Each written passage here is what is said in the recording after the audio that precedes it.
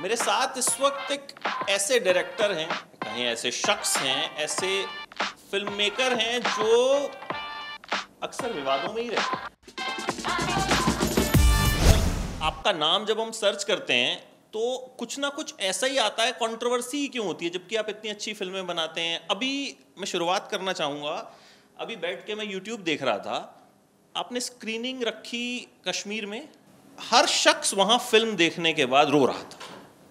Video मैंने बाकायदा देखा, उसकी हेडलाइन भी थी कि बॉलीवुड ये देख के रो पड़ेगा कि क्या ये बॉलीवुड ये देख सकता है। तो जब इतना अच्छा सिनेमा बनाते हैं तो फिर विवेक अग्निहोत्री एक विवादित शख्सियत के तौर पे क्यों जाने जाते हैं? देखिए, विवाद में ना रहने का सबसे अच्छा तरीका है मीडियोक्रिटी को अपना लेना।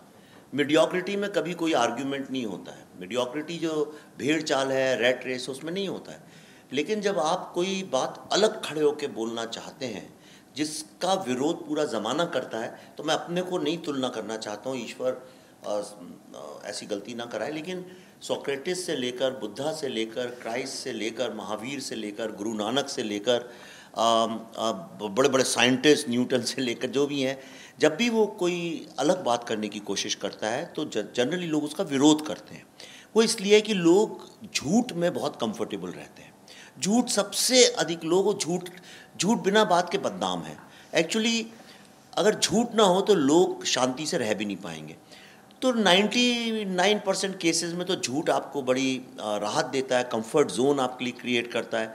और अगर कोई आपको सच बोलने लगे, जिस दिन आईना आपको सच शक्ल आपकी दिखाने लगेगा, आपका जीना दूभर हो जाएगा। इसीलिए ईश्वर ने विश्व का आदमी कैसा भी हो, सुंदर हो, बदसूरत हो, कैसा भी हो, जब वो शीशे के सामने खड़ा होता है तो उसको लगता है मैं सबसे हैंडसम आदमी हूँ, सबसे खूबसूरत लड़की हूँ। तो वो झूठ के साथ जीना हो तो कोई विवाद नहीं है। लेकिन अगर कोई आदमी आपको सच्चाई का आईना दिखाए तो विवाद खड़ा होता है। तो सच्चाई का आईना मैं दिखाने की कोशिश करता हूँ, और अगर विवाद हो रहा है मतलब मैं उसमें सफल हो रहा हूँ। जब आपने देखा, वहाँ आप मौजूद थे, स्क्रीनिंग हुई, लगभग हर शख्स जो था वो इमोशनल था। किसी के आंसू बहे तो किसी ने अपने को कंट्रोल कर लिया। उस वक्त एज अ फिल्म मेकर कितना सेटिस्फाइड खुद को फील किया? देखिए, मेरे इस फिल्म की जीवन में ये पहली बार नहीं हुआ है। ये क्या है कि हमारा जो मीडिया है वो जब तक वो सांप उनके खुद के कमरे में ना घुसे उसकी रिपोर्टिंग नहीं करता है, या फूल आपके बगीचे में ही ना खिल जाए, पड़ोसी के बगीचे का कभी तारीफ नहीं। ये फिल्म हम 2-3 महीने से पूरे अमेरिका, दुनिया भर में दिखा रहे हैं। जहाँ जहाँ दिखाई है वहाँ लोग रोते आए हैं। 50 वीडियोस मैंने रोने के डाले। लेकिन जब जम्मू में ये हुआ तो लोगों को वो बात आभास में आई। कल मेरी दिल्ली में स्क्रीनिंग हुई थी, पूरा खचाखच हॉल भरा था। 300 सीट में 330 लोग रहे होंगे। हर आदमी रो रहा था, किसी के गले चौक थे। इनफैक्ट कई सारी महिलाएं और लड़कियां मैंने अपनी आंखों से देखा, वो बाहर गई, उनको दे फेल्ट लाइक कि अब वो रोक नहीं पाएंगी ज़ोर ज़ोर से रोना, तो बाहर जाके ज़ोर ज़ोर से रोई। मैंने ये भी देखा है, न्यूयॉर्क में हमारी स्क्रीनिंग हो रही थी, एक महिला जो है ज़ोर से रोते होते चिल्ला के हॉल से भागी। मुझे लगा किसी ने कुछ कर दिया है, पर उन्होंने बोला मैं अब नहीं देख सकती, और पूरे टाइम बाहर बैठी रही, उनके पति देखते रहे। इन्होंने मीडिया की बात कही। मैं बताऊं कि मैंने 10-15 दिन पहले ही विवेक जी का एक इंटरव्यू किया था। और आप नहीं, मेरे मीडिया से मेरा नहीं, मैं वो नहीं। और मैं इनका फ़ैन हो गया। मतलब फिर जब मुझे पता चला ये दिल्ली आ रहे हैं और इनसे आमने सामने बैठ के बातचीत करने का मौका मिलेगा, तो मैंने रिक्वेस्ट भी की कि मुझे सिंगल इंटरव्यू इनका जो है दिलवा दीजिए, और शिद्दत से किसी चीज़ को चाहो तो वो मिल ही जाती है। सर, इस फिल्म में आपने ऐसा क्या बना दिया कि जान से मारने की धमकी आपको आने लगी?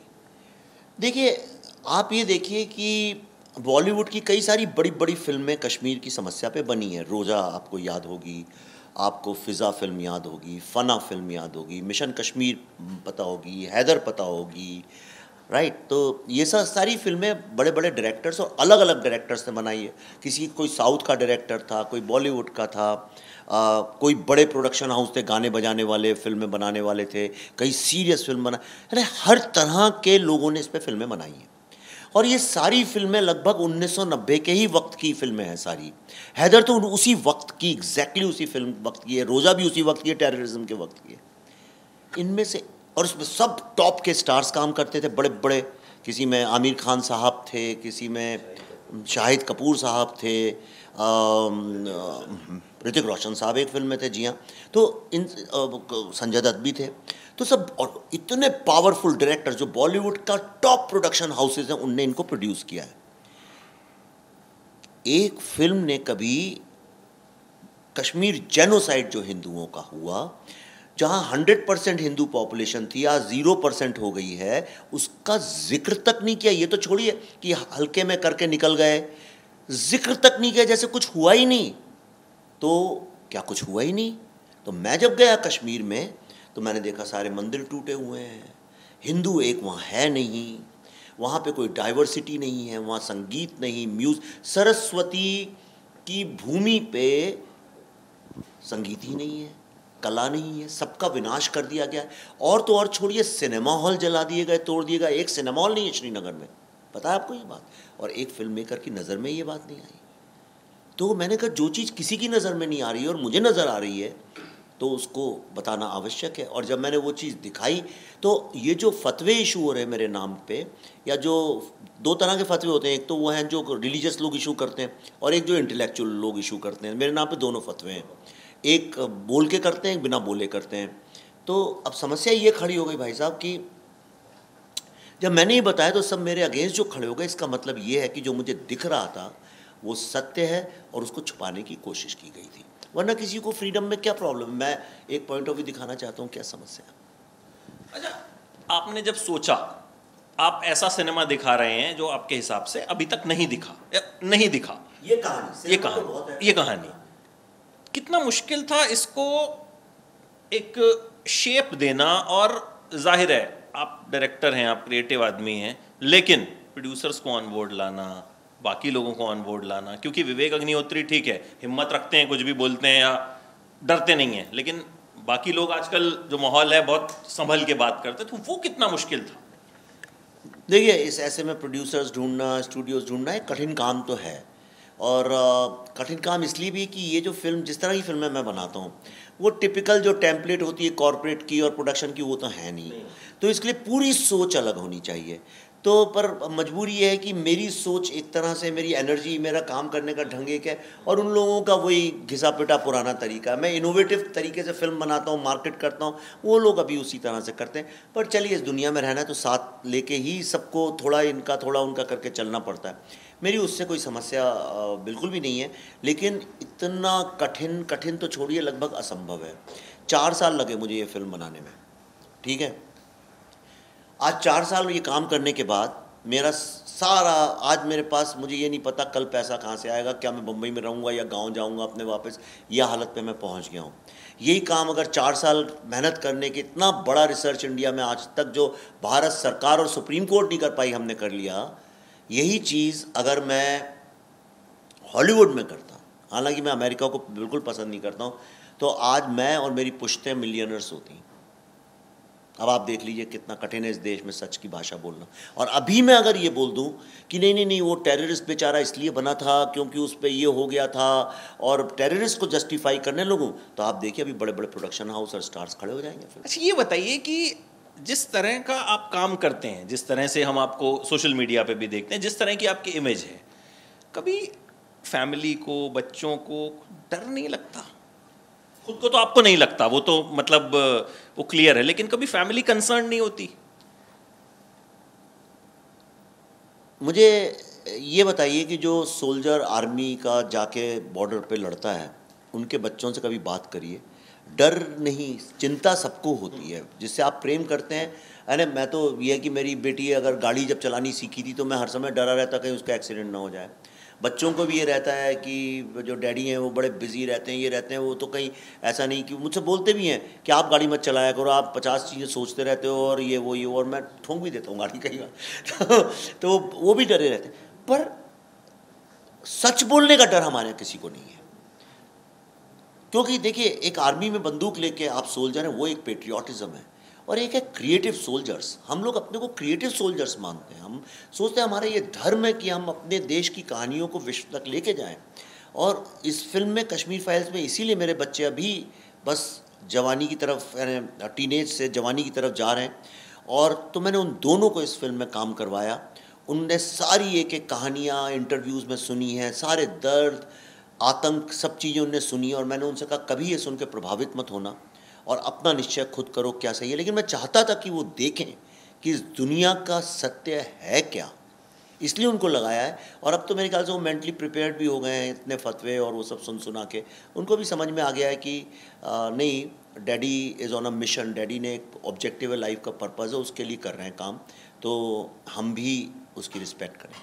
तो वो इसमें एक्टिंग भी की है उन्होंने या सिर्फ पर्दे के पीछे आपके साथ काम किया? नहीं नहीं, वो तो पर्दे के ही पीछे, मतलब उनका काम तो एकदम असिस्टेंट्स वाला था, दिन भर गाली खाने का और लात खाने वाला काम था उनका। कितनी भी मेहनत करे, थैंकलेस जॉब था। लेकिन एक सिचुएशन ही आ गई थी कि एक सीन था, उसमें कुछ एक एक डायलॉग बोलने थे बस। वो 5,000 लोग बैठे हैं स्टूडेंट्स, उनमें एक एक डायलॉग बोलना था।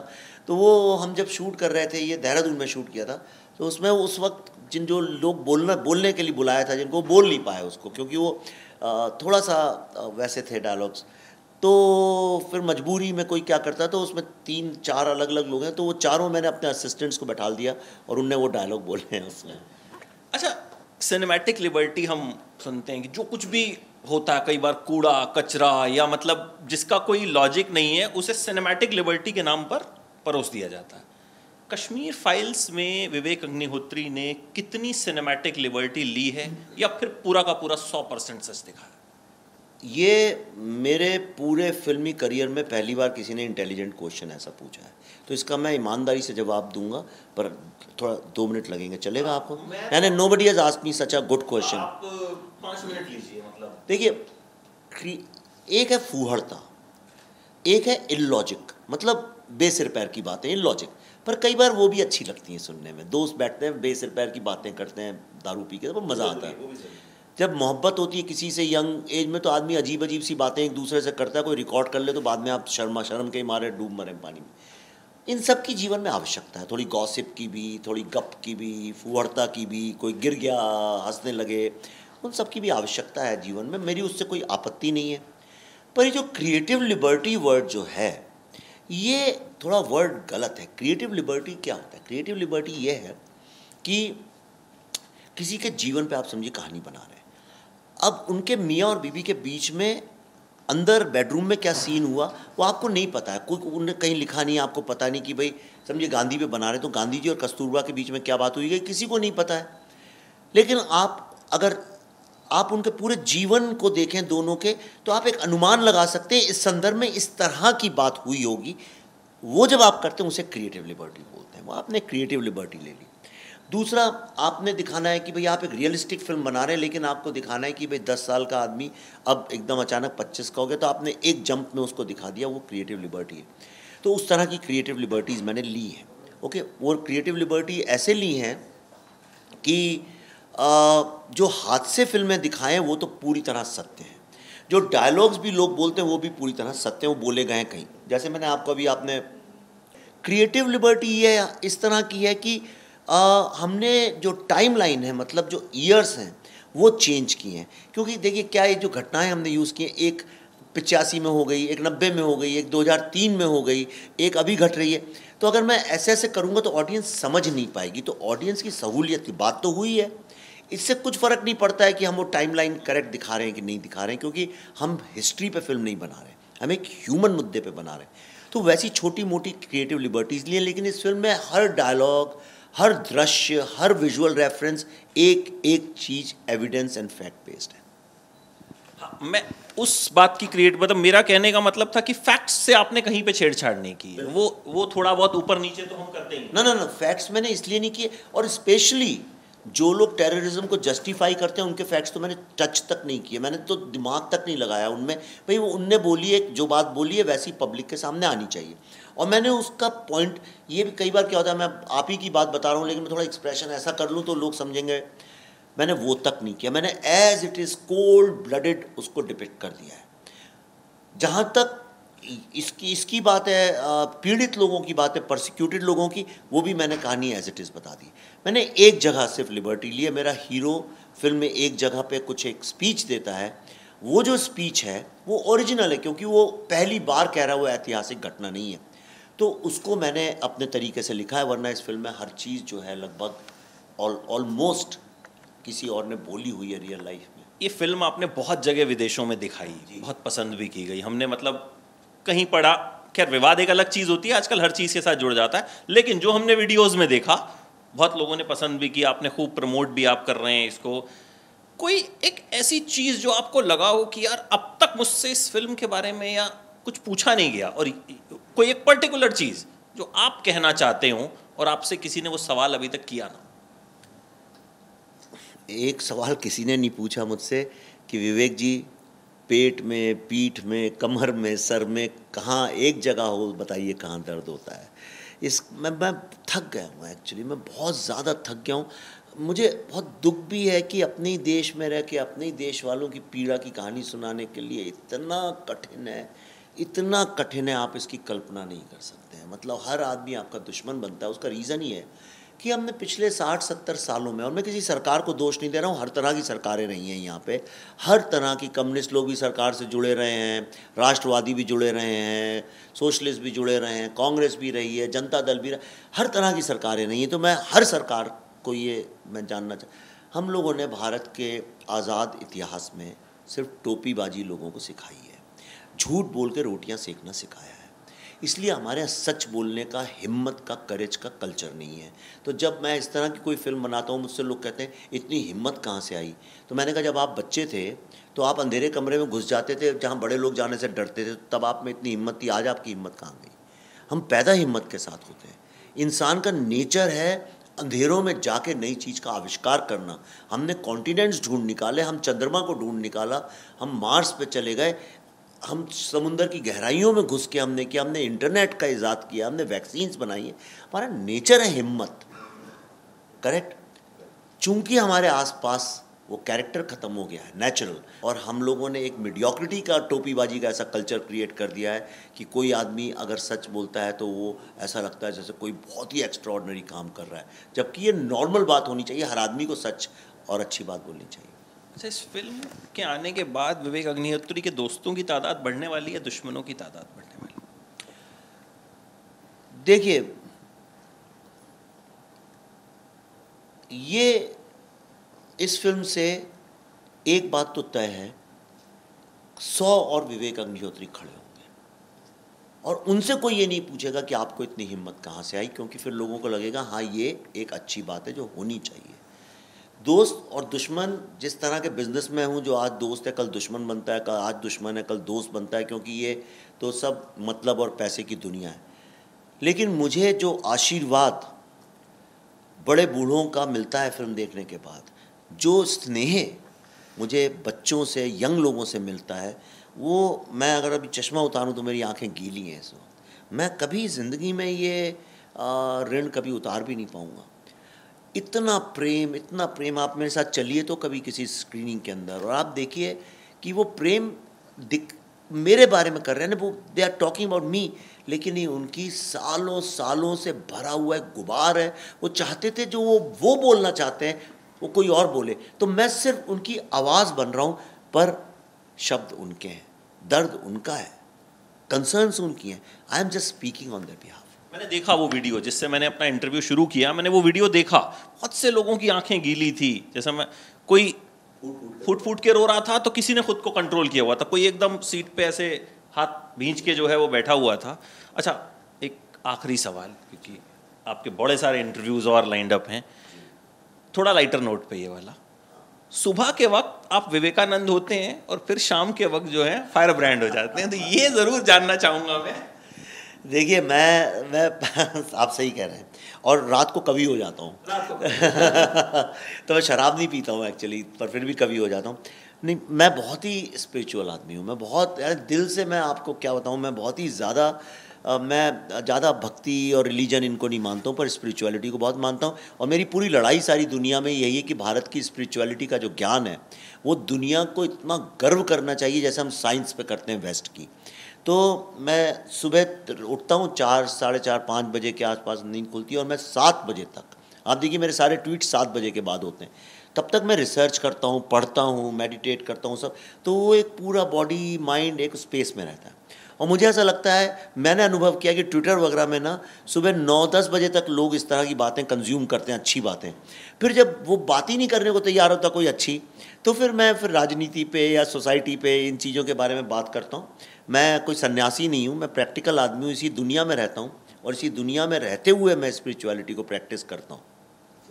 बहुत बहुत शुक्रिया विवेक जी, और हम उम्मीद यही करते हैं कि विवेक अग्निहोत्री की पीठ में और जहाँ जहाँ भी दर्द हुआ है इस फिल्म की रिलीज के बाद वो सारा दर्द जो है वो लोगों के प्यार से ठीक हो जाए।